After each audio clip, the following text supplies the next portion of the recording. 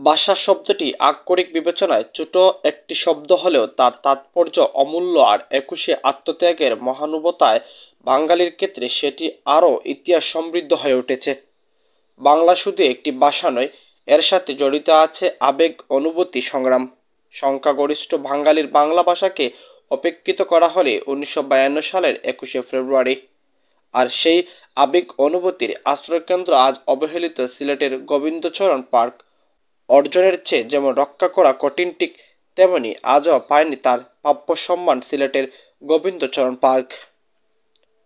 রাষ্ট্রভাষা আন্দোলনের সিলেটের গোবিন্দচরণ পার্কের ঐতিহাসিক ভূমিকা রয়েছে। বন্দরবাজারের আজকের হাসান মার্কেটের নাম ছিল তখন গোবিন্দ পার্ক।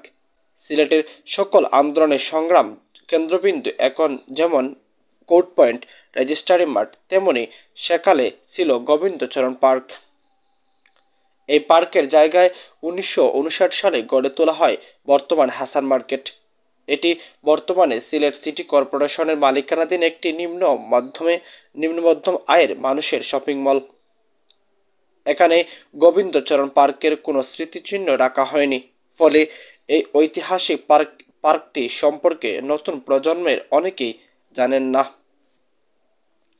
পৃথিবীতে যত ঐতিহাসিক স্থান রয়েছে সেগুলো সংরক্ষণ রাখা হয় নিজ দেশের নতুন প্রজন্মকে ইতিহাস ঐতিহ্য সম্পর্কে উৎসাহিত করার জন্য, কিন্তু দুর্ভাগ্যজনকভাবে সিলেটের সেটি করা হয়নি।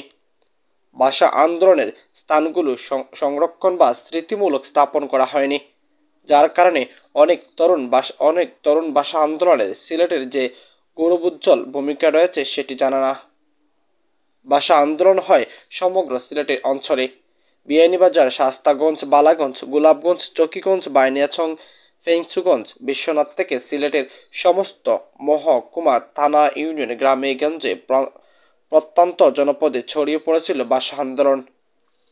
দ্বিতীয় পর্বে সিলেটের ভাষা আন্দোলনের গুরুত্বপূর্ণ ভূমিকা পালন করে নবেলাল পত্রিকা। 1952 সালে জানুয়ারি থেকে এপ্রিল মাস পর্যন্ত নবেলালের প্রতিটি সংখ্যাতেই নিয়মিতভাবে ধর্ম, বর্ণ, গোত্র নির্বিশেষে জাতি আজ গভীর শ্রদ্ধা স্মরণ করছে দেশের জন্য জীবন উৎসর্গ করা সেই বীর সন্তানদের। তথ্যসূত্র ভাষা আন্দোলনের টেকনাফ থেকে তেঁতুলিয়া, আহমদ রফিক।